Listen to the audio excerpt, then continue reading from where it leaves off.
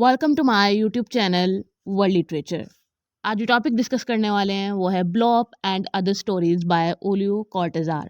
Oleo Cortazar की short stories की collection है जिसको आज हम डिस्कस करने वाले हैं। एंड इस कलेक्शन की जो फर्स्ट स्टोरी है ब्लॉप, आज के लेक्चर में उसको हम कवर करेंगे। तो अपना लेक्चर जो है वो हम स्टार्ट करते हैं। फर्स्ट ऑफ ऑल राइटर को डिस्कस करेंगे, स्टोरी के टाइटल को देखेंगे एंड इसकी प्लॉट समरी को भी हम डिस्कस करेंगे। उलियो की बर्थ हुई थी 26 अगस्त 1914 में एंड इनकी डेथ हुई थी 12 फरवरी 1984 में। ओलियो अर्जेंटीन से बिलोंग करते थे और ये फ्रेंच नॉवेलिस्ट थे, short story writer, poet, essayist and translator भी थे। शॉर्ट स्टोरी के टाइटल को हम डिस्कस कर लेते हैं। आज हम जो शॉर्ट स्टोरी डिस्कस कर रहे हैं उसको टाइटल दिया गया है ब्लॉप। ब्लॉप का मीनिंग होता है किसी चीज़ को इनलार्ज करना। मीन्स कि कोई चीज़ स्मॉल साइज़ में हो और उसका जो साइज़ है वो इंक्रीज़ कर देना। जैसे कि एक पिक्चर होती है, उसको हम बड़ा करवा कर, लार्ज करवा कर उसका फ्रेम बनवा लेते हैं, या फिर उसको जो है ना वो हम पोस्टर की शेप जो है वो दे देते हैं। एंड आज की स्टोरी में भी कुछ ऐसा ही होता है। जो हमारा प्रोटैगनिस्ट है, जो नरेटर है, वो एक पिक्चर जो है वो क्लिक करता है और उस पिक्चर को देन अपनी वॉल पे लगाता है, बड़ा करवा के, इनलार्ज करवा कर। एंड देन उस पिक्चर पर वो अपनी इमेजिनेशन को और अपने परसेप्शन को इम्प्लीमेंट करता है। मीन्स के वो जनरेटर है जो उस पिक्चर के बारे में सोच रहा होता है अपनी इमेजिनेशन में, और जो उसका परसेप्शन होता है वो जैसे उसको देख रहा होता है रियलिटी में, तो वो लाइन जो है वो ब्लर हो जाती है और वो कंफ्यूज्ड हो जाता है कि एक्चुअली में रियलिटी क्या है और इमेजिनेशन क्या है, और वो किस परसेप्शन से उस चीज़ को जो है वो देख रहा है। प्लॉट समरी को स्टार्ट करते हैं ताकि हम और इसका क्लियर जो आइडिया ना वो ले लें कि प्रोटैगनिस्ट जो है ना वो किस तरह से अपनी इमेजिनेशन और रियलिटी को मिक्स करता है।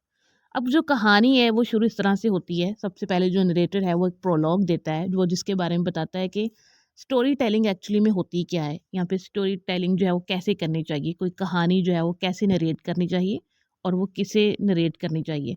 मीन्स के जो स्टोरी टेलिंग का जो काम है वो किसे सूट करता है और कौन इसे अच्छे से परफॉर्म कर सकता है।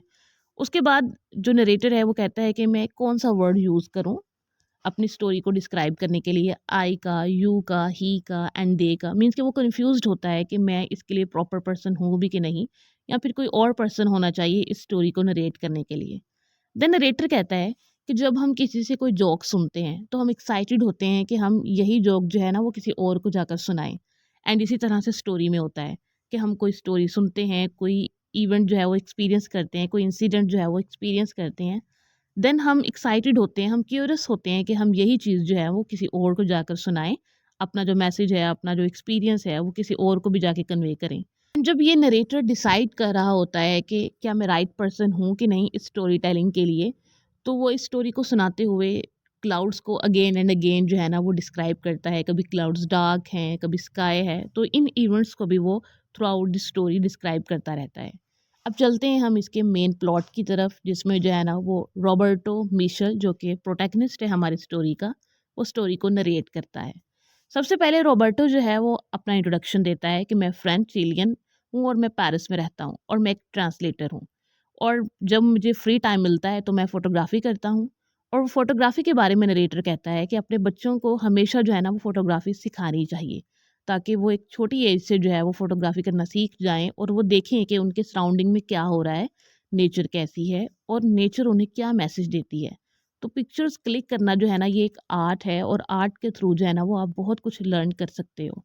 सबसे पहले रॉबर्टो तो ये मैसेज देता है। उसके बाद रॉबर्टो बताता है कि नवंबर था और संडे था, और मैं भी जो है ना वो फ्री था, तो मैं अपना कैमरा उठाता हूँ और निकल जाता हूँ अपने घर से और मैं पिक्चर्स लेता हूँ। मैं रिवर सेन के पास पहुँचता हूँ।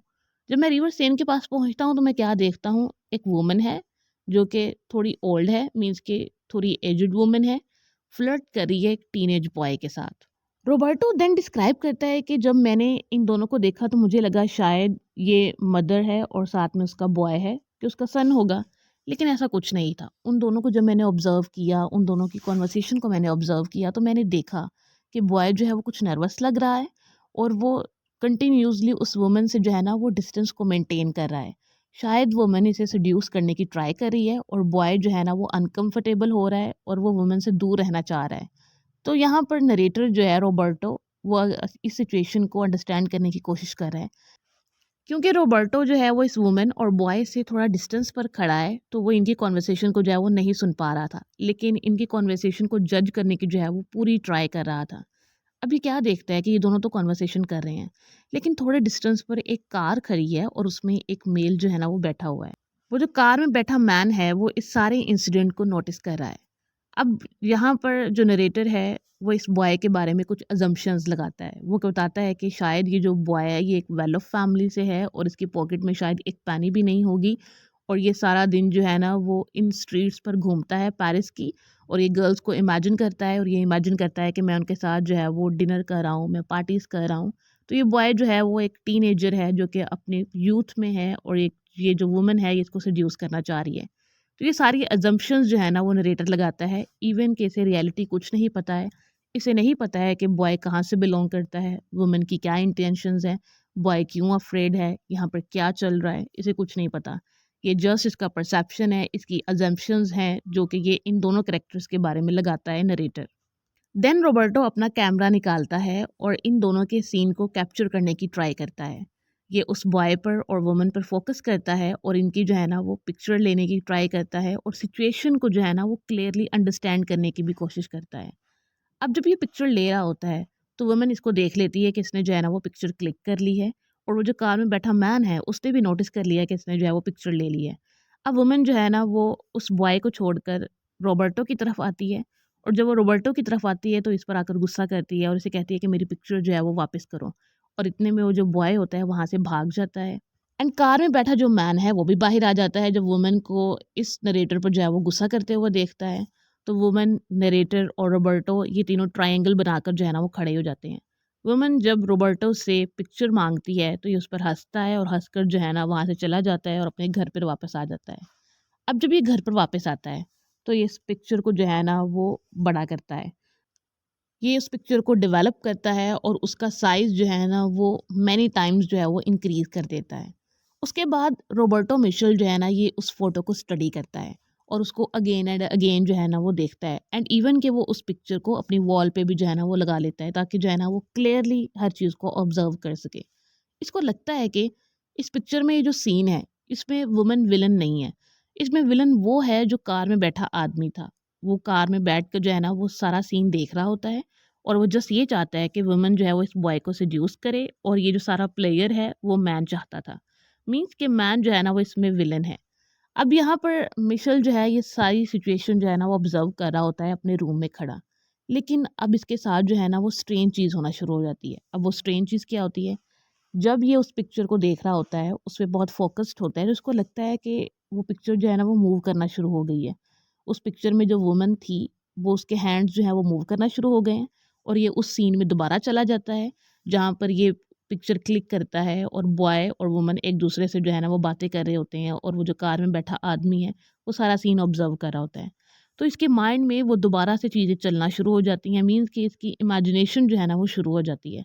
और वो इस इमेजिनेशन में इतना ज़्यादा खो जाता है, इसको पता ही नहीं चलता कि इमेजिनेशन क्या है और रियलिटी क्या है। मीन्स कि ये बहुत कन्फ्यूज़्ड हो जाता है, इसे लगता है कि हर तरफ जो है वो डार्कनेस है, क्लाउड्स जो हैं वो वाइट से डार्क हो चुके हैं, और इवन के उसे जो है वो स्काई भी डार्क होता हुआ नज़र आता है, और वो बहुत कन्फ्यूज़्ड हो जाता है। एंड नरेटर रॉबर्ट मिशेल को ऐसा लगता है कि वो उस सीन में कहीं न कहीं स्टक हो गया है जो कि इसने कैप्चर किया था, वो जिसने फ़ोटोग्राफ ली थी, उसमें कहीं न कहीं जो है ना ये खो गया है। मीन्स कि इसने जो आर्ट क्रिएट किया है, ये उसी में कहीं खो गया है। एंड ये एक आर्ट की लिमिट भी है कि इसमें इतना ज़्यादा इन्वॉल्व नहीं होना चाहिए। मीन्स कि हर चीज़ की जैसे एक लिमिट होती है, वैसे एक आर्ट की भी लिमिट होती है कि उससे जो है ना वो थोड़ा डिस्टेंस पे रहना चाहिए। ऐसे ही मिशेल जो है ना वो मेंटली कन्फ्यूज़ हो चुका है, वो मेंटली ब्रेकडाउन हो चुका है। उसे नहीं समझ आ रहा है कि वो पिक्चर के अंदर जा चुका है, वो रियलिटी में है, उसकी इमेजिनेशन है, या जस्ट उसका एक परसेप्शन है। वो कुछ भी समझ नहीं पाता, और इसी के साथ ये जो कहानी है वो एंड हो जाती है। यहाँ पर हम एक छोटी सी एग्जांपल लें, अगर हम कभी-कभी किसी चीज़ को देखते हैं, तो वो बहुत स्मॉल होती है साइज़ में, लेकिन जब हम उसको बड़ा करते हैं और जब हम उसके बारे में कुछ इमेजिन करते हैं, या फिर हम उसके बारे में कोई परसेप्शन बनाते हैं अपने माइंड में, तो हम जो है ना वो उसको बहुत बड़ा कर देते हैं, या फिर हम उसके बारे में जो है ना वो बहुत ज़्यादा इमेजिन कर लेते हैं, या फिर हम उस चीज़ को ओवरवेल्म कर लेते हैं अपने ऊपर। तो हमारी सिचुएशन कभी-कभी ऐसे हो जाती है कि हम उससे डरना शुरू हो जाते हैं, या फिर हमारे माइंड में जो है वो उसके लिए एक डर बैठ जाता है। तो हम उस चीज़ में जो है वो कन्फ्यूज़्ड हो जाते हैं और हमें समझ नहीं आता है कि कि इन रियलिटी वो चीज़ ऐसी है कि नहीं, या फिर ये सब हमारा परसेप्शन है, या फिर ये हमारी इमेजिनेशन है। और हम इसी कन्फ्यूज़ स्टेट में जो है ना रहते हैं। आज के लेक्चर में बस इतना ही। आई होप कि यहाँ तक ये जो शॉर्ट स्टोरी है वो आपको समझ आई होगी। वीडियो को लाइक और शेयर और चैनल को ज़रूर सब्सक्राइब कीजिएगा। Thanks for watching my channel.